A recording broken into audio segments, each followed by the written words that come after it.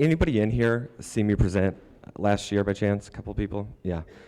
Last year I sat on a really awesome three-person panel talking about SEO strategies. I had the dubious honor of talking about SEO audits specifically. And I was really, really proud at that point in time because I was presenting with somebody from SEO Moz, you know, the household name in the SEO industry. I love coming down here to Dallas.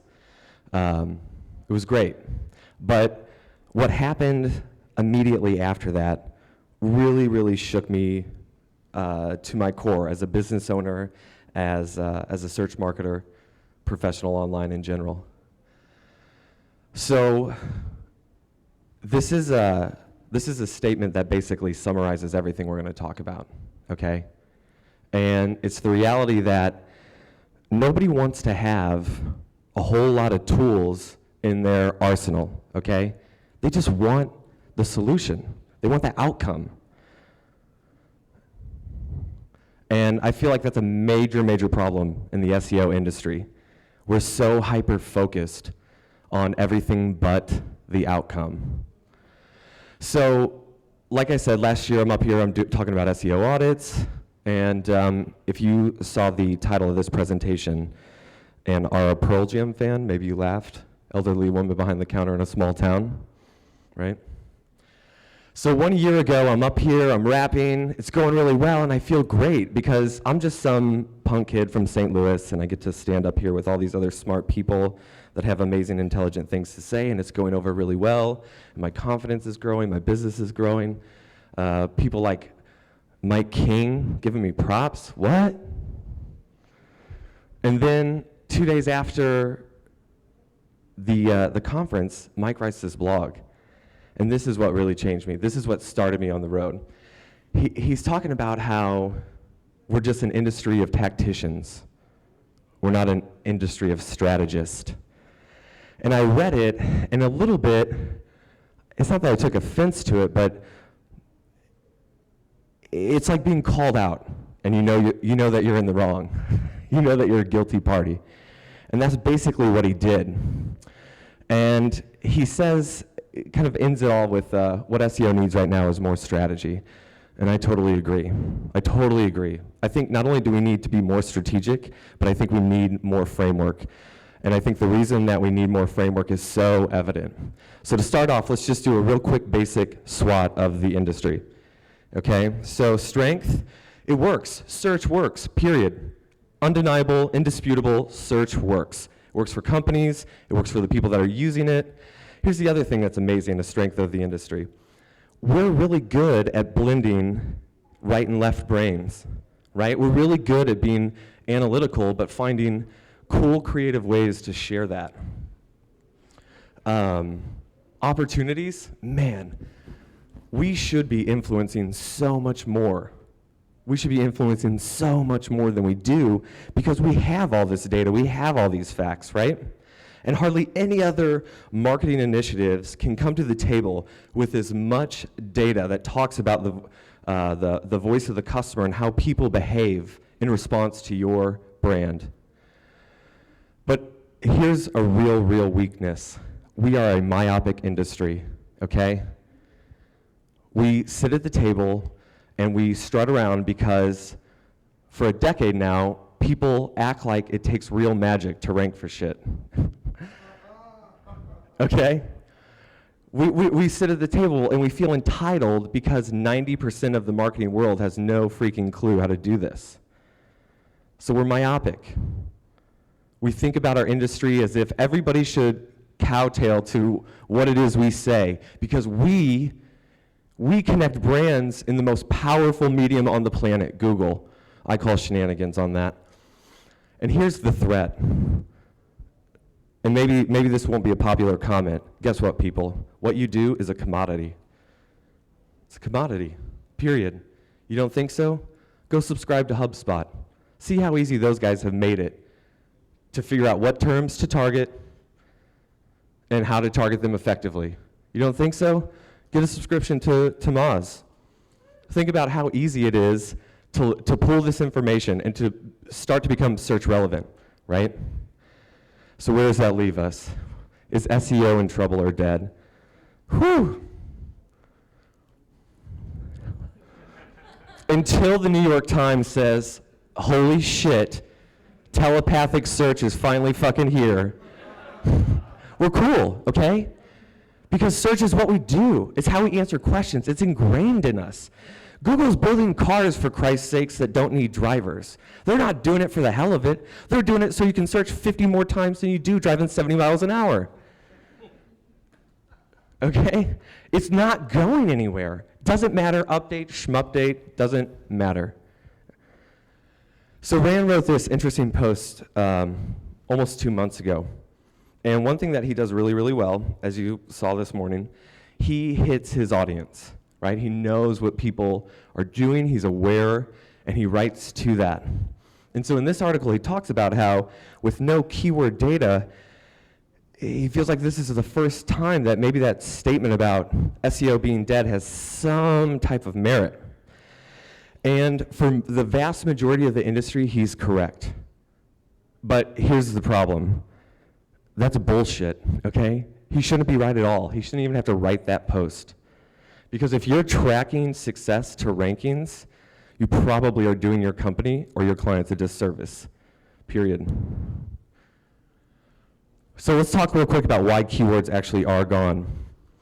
I know a lot of people want to say, oh, it's so they can increase the value of paid search data. Yeah, maybe. Maybe that's part of it. But to Will's point, the 10K, this is actually out of Google's 10K. And if you want to know where the industry is heading, he's totally right. Read it. Read what Google has to say. Read what they're putting out to their stockholders, to the public. Because it will tell you where they're headed. It will tell you where they want to go, where they need to go. Because even though they're the largest search engine on the planet, that doesn't mean that they don't care about profits, right? It's like we look at Google and we think it's only a website, like there aren't people behind it. Like there aren't expectations for that company to be more successful and to grow. So here's a graph of the actual size of Google's index, starting in November 2011. Notice a trend there, folks? Do you notice a trend? It's getting smaller. Why do you think that is? Well, let's go back. Our revenue growth rate has generally declined over time. Yeah, no shit. It costs a lot of money to store all that data, right? That's just one small thing. So if you woke up one day and you said, oh my God, 90% of my inventory is worthless or almost worthless to half my audience, what do you think would happen? If this were a TV company, whoo, mass hysteria, okay? But they get to hide behind those primary color logo letters, okay? And they can do things to change their business model and deliver something more relevant and perfect for their audience. And here are proof. Will says don't hit enter. I agree. Don't hit enter. Here's the proof. They're not doing this for search marketing tactics. They're doing it to deliver something for their customer. How about the fact that they just changed their language in Google Analytics? You think that's an accident? No. They want to retrain all of us, to get the job done better for their customers, okay? And that starts with understanding the audience, acquisition, behavior, and conversions, not rankings. Why do you think they went to the planner? They want you to be done with keywords. It's not about keywords. Yeah, that connects us to the voice of the customer. But they want you to get over that, get past that. So if it isn't keyword data, what's the issue? In my opinion, there are 3 core issues.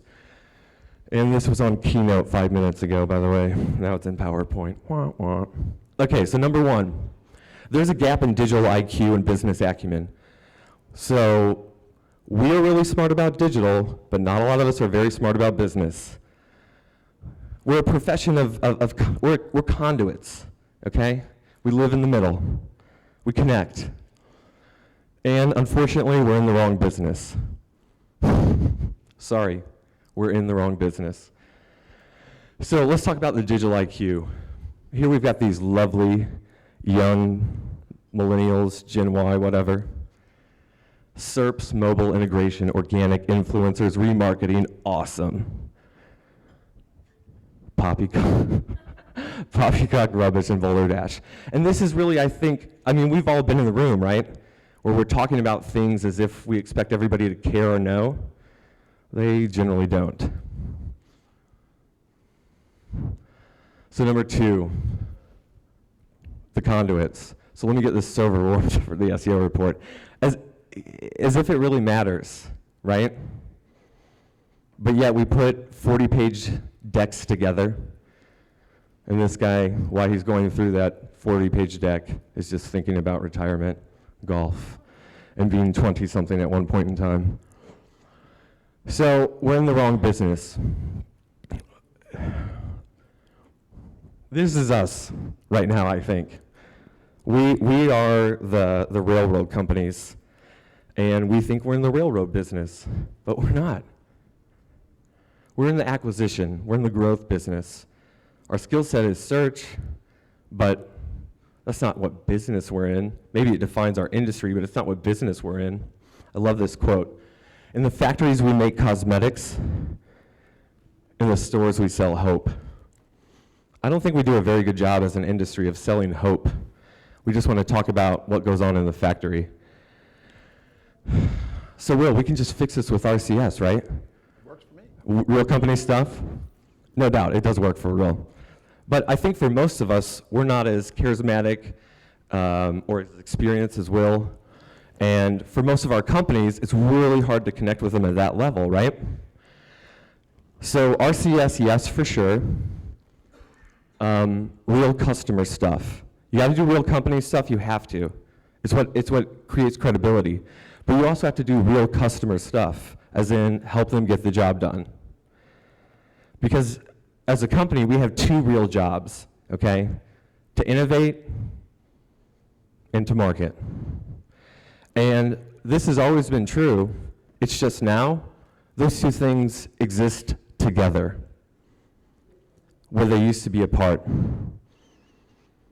We're to the point now where your website is a product. And if you don't think about it that way, your competitors are, and somebody's going to come in and disrupt you online. So the new strategic framework, inspired by Mike King, we got to get good at talking to our companies, our clients, the businesses we work with, assets, income, and investments, okay? So close the gap. So assets are a useful or valuable thing, person, or quality, okay? And your CEO, CFO, all those folks, they love their assets. So can your website be a useful thing? Yes. Can it be that Swiss Army knife? For sure. Can it even be a valuable person? Yeah, I think so. I gotta blow through this. Quality, for sure. Like the Cardinals. These things make us successful, they make us profitable. Revenue conduit, okay? Here's the deal.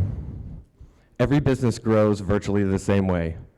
They make money for their goods or services, you subtract that of what it costs, and that's the money they keep.